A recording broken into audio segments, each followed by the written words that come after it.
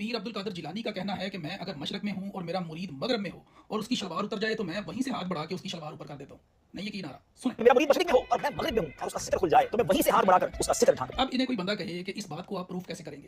آپ تو سب سے بڑے مرید ہیں نا پیر عبد القادر جیلانی کے، تو آپ کھڑے ہو نا اسی جگہ پر کیمرے کی موجودگی میں اور آپ اپنا ستر گرائیں نیچے.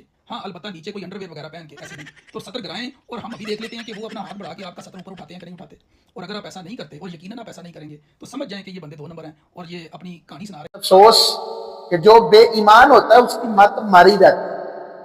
تم یہ کہتے ہو نا کہ غوث پاک رضی اللہ تعالیٰ عنہ نے یہ فرمایا ہے کہ میرا مرید مغرب میں ہو میں مشرق میں ہوں، اس کا ستر کھل جائے تو میں ہاتھ بڑھا کر اس کا ستر جو ہے وہ ڈھانپ دیتا ہوں. اور پھر معاذ اللہ آگے تم نے مذاق اڑایا ہے. اگر میں یہی بات قرآن مجید فرقان حمید سے تمہارے سامنے پیش کروں کہ اللہ فرماتا ہے امن یجیب المضطر اذا دعاہ ویکشف السوء ویجعلکم خلفاء الارض اِلٰہٌ مع اللہ. اللہ رب العالمین جل وعلا فرماتا ہے کہ بے قرار کی دعا کو کون سنتا ہے؟ کون ہے جو بے قرار کی بے قراری کا جواب دیتا ہے؟ اللہ ہی ہے نا. وہی تم سے تکلیف کو دور کرتا ہے. تو میں تم سے پوچھنا چاہتا ہوں کہ اللہ نے یہاں صاحب قبر کی بات تو نہیں، وہ تو کافروں کو یہ کہہ رہا ہے کہ اے کافروں میں ہی ہوں جو تکلیفیں دور کرتا ہوں اور میں ہی ہوں جو بے قرار کی دعا کو سنتا ہوں. اب میں بے قرار ہوں، میں اللہ کو پکارتا ہوں، میری بے قراری ختم تو نہیں ہوتی.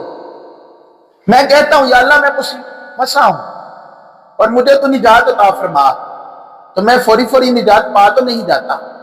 کیا میں قرآن کو جھوٹا کہہ دوں گا؟ کیا میں اللہ کا انکار کر دوں گا؟ شرم اور حیا ہونی چاہیے.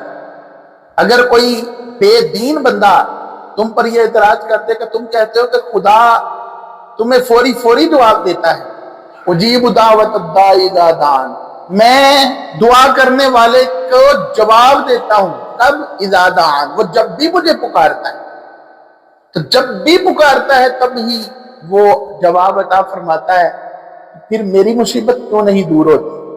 اللہ کا انکار کر دوں؟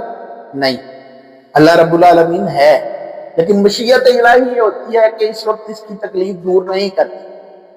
جب اللہ رب العالمین جل وعلا یوں کرتا ہے تو ہم تو اولیاء کو اس کے حکم کے ماتحت سمجھتے ہیں. اس کی مرضی ہوگی تو اللہ کا ولی بھی مدد کر دے گا، مرضی نہیں ہوگی تو کوئی اس کی مرضی کے بغیر ایک پتا بھی نہیں ہلا سکتا. امید ہے کہ تمہیں سمجھ آ گئی ہوگی کہ غوث پاک کا یہ فرمان کہ میں اپنے مرید کا ستر جو ہے وہ درست کر دیتا ہوں، اس کا مطلب کیا ہے.